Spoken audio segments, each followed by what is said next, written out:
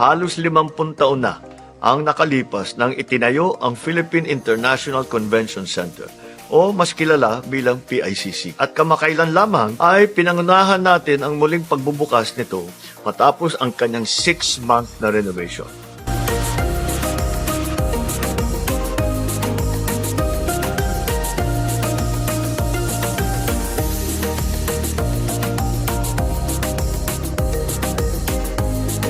The idea of building the PICC came up ay nung panahon na papunta rito ang International Monetary Fund. Nakita namin kulang ang mga facilities. Kulang tayo sa hotel rooms, kulang tayo sa convention center.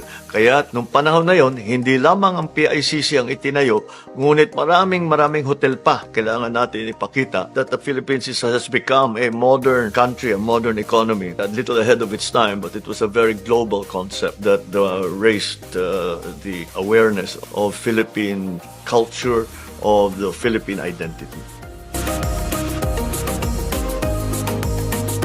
Itong pag-renovate na ito ay kabilang sa mga paghahanda natin sa chairship ng ASEAN next year, 2026. Kaya marami na naman tayong bisita at panauhin na excited nang makita ang ating bansa.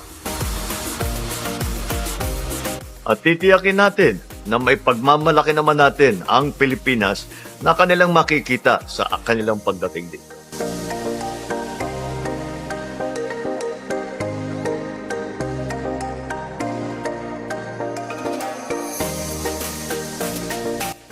Tuwan-tuwa, sabi niya, meron pa siya na tinutukso pa kami. Sinasabi, aba, sino ba nagtayo nito? Hindi siyempre sasabihin namin, ma'am, ikaw ang naglagay nito. Aba, sabi niya, maganda ha?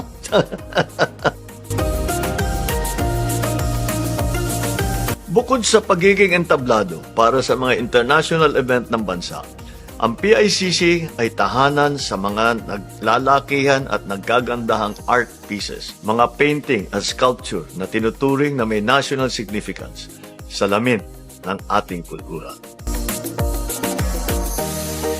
Our culture is our shared consciousness. It is what we share because we are Filipinos. The art form that we share, that is a Filipino art form.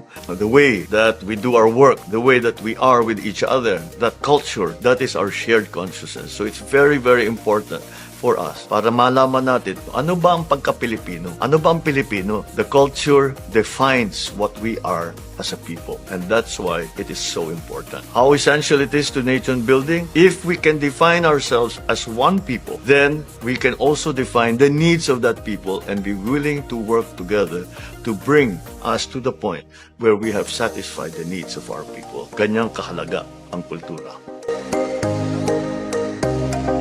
Nakakatuwa na makita na maganda na naman ang PICC. Dahil napuntahan ko yan, hindi na malinis, hindi na maayos, hindi na maganda yung mga painting, hindi na linilinis. Ngayon naayos lahat yan, kaya nakakatuwa makita parang bago.